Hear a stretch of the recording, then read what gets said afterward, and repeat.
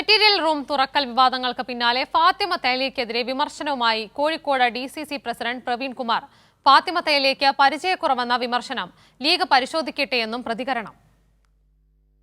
Material room തുറക്കാൻ പോകുന്ന വിവരം ഫാത്തിമ തഹ്ലിയ അറിഞ്ഞിട്ടും നേതൃത്വത്തെ അറിയിച്ചില്ല എന്നത് UDFന് വലിയ തിരിച്ചടിയായതിനു പിന്നാലെയാണ് DCC പ്രസിഡന്റ് K പ്രവീൺകുമാറിന്റെ പ്രതികരണം.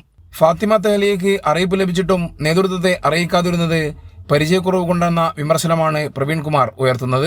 വീഴ്ച ഉണ്ടെങ്കിൽ ലീഗ് പരിശോധിക്കട്ടെ എന്നും പ്രവീൺകുമാർ പറഞ്ഞു.